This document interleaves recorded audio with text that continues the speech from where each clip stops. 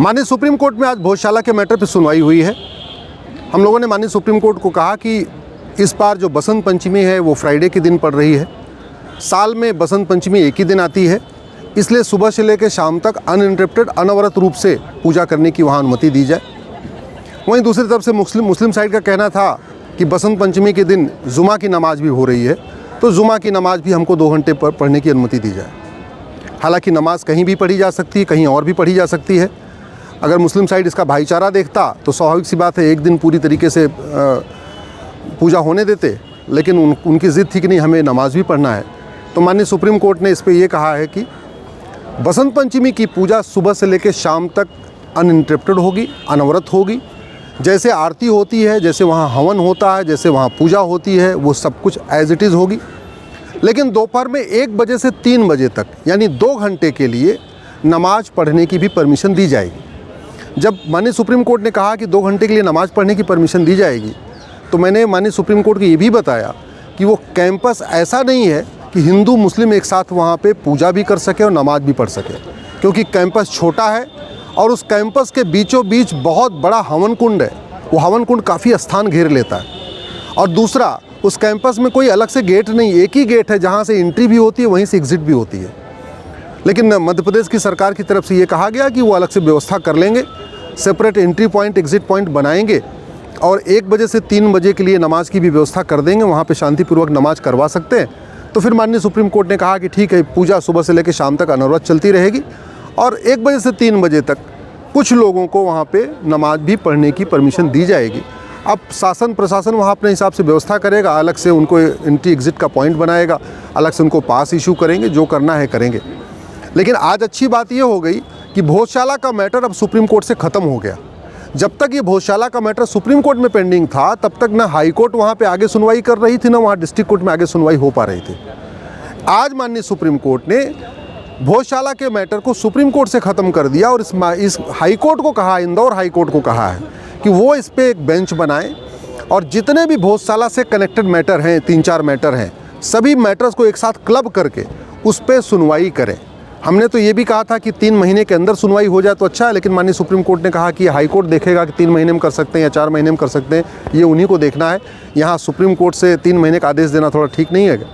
तो अब भोजशाला का मैटर सुप्रीम कोर्ट से ख़त्म हो गया, पूरा का पूरा मैटर अब इंदौर हाई कोर्ट में चलेगा। इंदौर हाई कोर्ट की में भी अलग अलग भोजशाला से मैटर नहीं चलेंगे, सारे मैटर क्लब करके कनेक्ट होकर एक साथ उन पर सुनवाई हो जाएगी।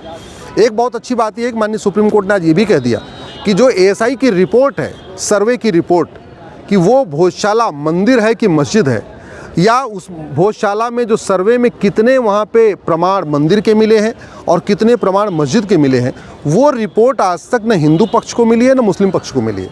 आज माननीय सुप्रीम कोर्ट ने कहा है कि वो रिपोर्ट भी अब दोनों पक्षों को दी जाएगी। जब इंदौर हाई कोर्ट में सुनवाई होगी तो वो रिपोर्ट भी दोनों पक्षों को मिल जाएगी, दोनों पक्ष उस पर अपना ऑब्जेक्शन दाखिल करेंगे। इसलिए मैं अब आशा करता हूँ कि भोजशाला का मैटर इंदौर हाई कोर्ट 3-4 महीने के अंदर डिसाइड कर देगा, जिससे वो विवाद का अस्थायी समाधान हो जाएगा। मैंने माननीय सुप्रीम कोर्ट से ये भी कहा कि प्लेस ऑफ वर्शिप एक्ट को पे सुनवाई करना ज़रूरी है, क्योंकि कहीं न कहीं मुस्लिम साइड जहाँ पे भी उसको लगता है कि प्रमाण ज़्यादा है, वो प्लेस ऑफ वर्शिप एक्ट का हवाला दे रहा है। और प्लेस ऑफ वर्शिप एक्ट पूरी तरीके से असंवैधानिक है।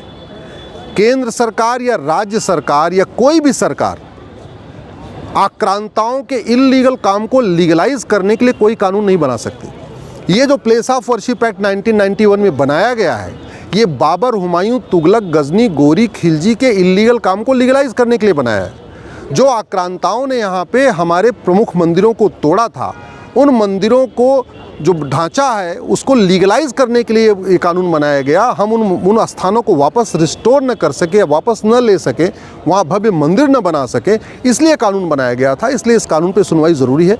माननीय सुप्रीम कोर्ट ने कहा है कि बहुत जल्दी ही वो प्लेस ऑफ वर्शिप एक्ट पे सुनवाई करेंगे। मैंने तो ये भी कहा था कि चूँकि ये प्लेस ऑफ वर्शिप एक्ट बहुत इंपॉर्टेंट मैटर है, इसमें कॉन्स्टिट्यूशन की व्याख्या भी होनी है, तो बेटर होगा इसको 5 जजों की बेंच को रेफ़र कर दें। लेकिन आज उस पर कुछ निर्णय नहीं हुआ है, अगली सुनवाई भी शायद इसके ऊपर निर्णय होगा।